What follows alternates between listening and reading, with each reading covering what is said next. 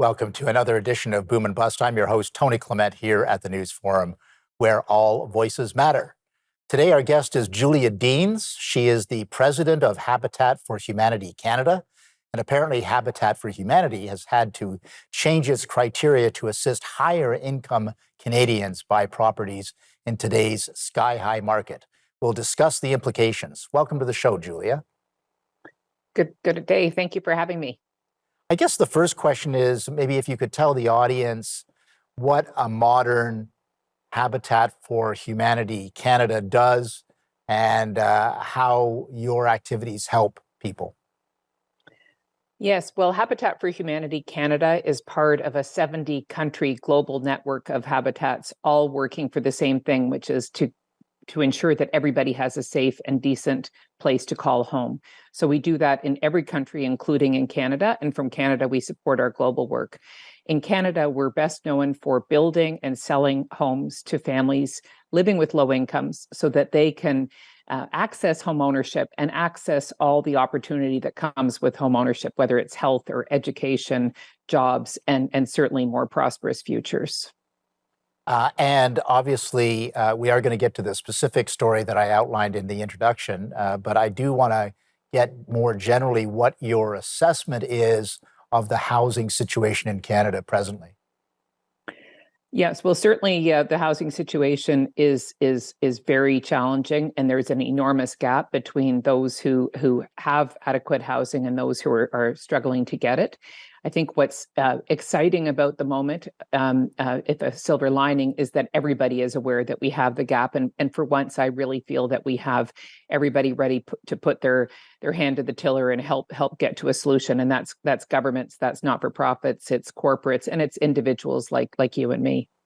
Yeah, I suppose, Julia, that's a very good point, because you've been aware by the nature of your work and your commitment of people falling through the cracks, of not having the ability to join home ownership as the rest of the country aspires to do. But now it's a national issue. It's an issue that is top of mind for politicians and for the public. Yeah, very much so. And I'm so struck by the change in the conversations I'm having with friends, with family, with anybody I'm meeting, because it's now no longer just somebody else's problem. It's actually affecting our children. It's affecting the people who are working in our schools, in our hospitals, driving our buses. It's affecting people we know, and it's certainly going to affect our way of life, whatever we're doing in our lives. Indeed, indeed.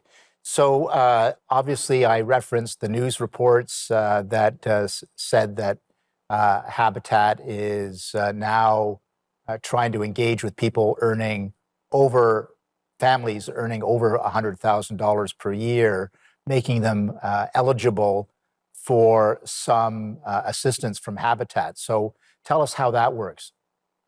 Yeah, well, as I said before, we're working with families who are working with living with low income and want to access home ownership, but don't have the means to pay a down payment, to pay market mortgage rates. So these are people who are working families and need a hand up, not a handout. What we're looking for is families who are going to succeed as homeowners. So they need to be people who can pay an affordable mortgage, and that's never more than about 30% of their total household income, and who can also manage the cost of owning a home. So we serve families with a range of incomes. It completely depends on the housing market where you live. It's not over $100,000. The range is actually $30,000 to $100,000 in total household income. And $100,000 sounds like a lot, but if you think about some of the families that we've seen recently move into Habitat homes as homeowners, they're families where somebody is a city bus driver and their partner is a teacher's aide. They're working as a Starbucks shift supervisor. They're working as a health aide. They have 4 or 5 children.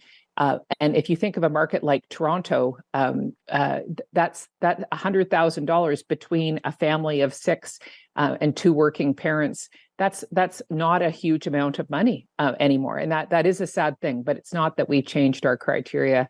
We're still looking for those families who want a hand up and who are living in circumstances where they're underhoused, they're overcrowded, they're paying vastly unaffordable rents, and so that has always been our model and continues to be. Yes, and I think that's an important point to make. You haven't changed your model.